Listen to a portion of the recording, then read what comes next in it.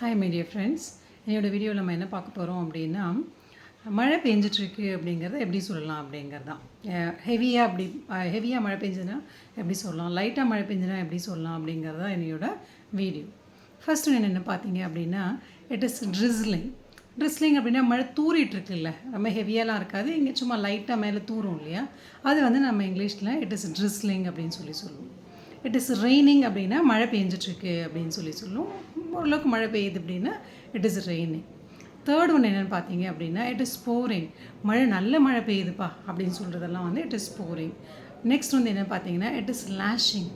லேஷிங்னா நல்ல அப்படியே இன்டென்சிவாக மழை பெய்யுது, ரொம்ப அப்படியே கண்டினியூஸாக மழை பெய்யுது அப்படின்னா இட் இஸ் லேஷிங் அப்படின்னு சொல்லுவோம். சரியா? லாஸ்ட்டாக வந்து என்ன பார்த்தீங்க அப்படின்னா இட் இஸ் பக்கெட்டிங் டவுன். தண்ணி அப்படியே கொட்டிகிட்டு இருக்கு, அருவியாக கொட்டுதுன்னு சொல்லுவோம் இல்லையா, நான்ஸ்டாப் மழை அப்படியே அருவியாக கொட்டிகிட்ருக்கு அப்படின்னு சொன்னால் இட் இஸ் பக்கெட்டிங் டவுன் அப்படின்னு சொல்லுவோம். நான் மழையில் ஃபுல்லாக நினச்சிட்டேன் அப்படிங்கிறது நம்ம எப்படி சொல்லுவோம் அப்படின்னா to get soaked or drenched. Okay, so these are the ways to say இன்றைக்கி மழை பெய்யுது அப்படிங்கிறத நம்ம சொல்லுவோம். எப்படி சொல்லுவோங்கிறதோட வீடியோ தான் இது. It is drizzling, it is raining, it is pouring, it is lashing, it is bucketing down to get drenched. Okay, thank you for watching my video. See you in the next one.